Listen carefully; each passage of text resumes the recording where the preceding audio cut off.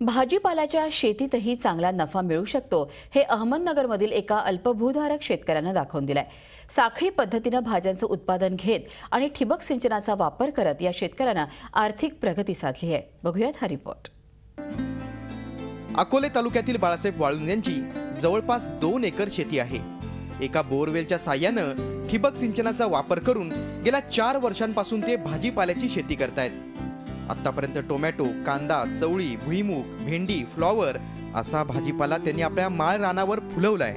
अल्पभूधारक असताना वाळुंज यांनी लाखोंचं उत्पादन घेतलंय। यंदा भाजीपाल्याला विक्रमी भाव मिळाल्यानं त्यांनी चांगला नफा कमवला।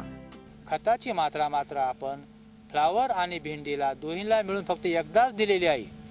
ते फक्त 1846 आणि युरिया कोणत्याही प्रकारचं खत दिलेले नाहीये। फक्त मशागत करताना आपण 2 ट्रॅक्टर शेणखत या वावरामध्ये टाकलेलं आहे। ते नांगरून त्याची पूर्णपणे मशागत करून गादी सरी करून त्यावर आपण फ्लावरची लागण केलेली आहे। मार्च महिन्यात 2 एकरापैकी 12 गुंठ्यात वाळुंज यांनी फ्लॉवरची लागवड केली। 80 फुटात 20 सरी पाडून 4x4 च्या पद्धतीनं फ्लॉवरची लागवड केली।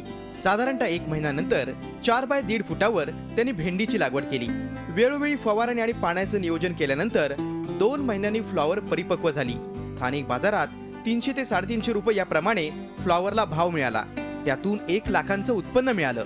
लगोलग पुढच्या 2 महिन्यात भेंडी ही तोडणीला आली आणि आतापर्यंत स्थानिक बाजारात 50 ते 60 रुपयांना किरकोळ विक्री करून 25,000 रुपयांचं उत्पन्न मिळालंय। उर्वरित भेंडीला असाच भाव मिळाल्यास वाळुंज यांना अजून 50,000 रुपयांचं उत्पन्न मिळण्याची अपेक्षा आहे।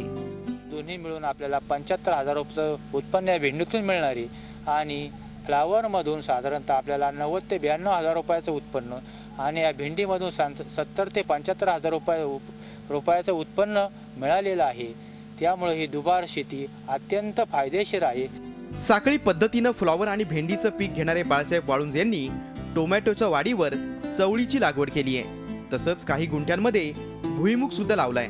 साखळी पद्धतीचा वापर केल्यानं कमी खर्चात आणि कमी श्रमात 2 पिकं यशस्वीपणे घेता येऊ शकतात हे वाळुंज यांनी सिद्ध करून दाखवलंय। प्रशांत शर्मा, झी मीडिया, शिर्डी। झी 24 तास एक पाऊल पुढे।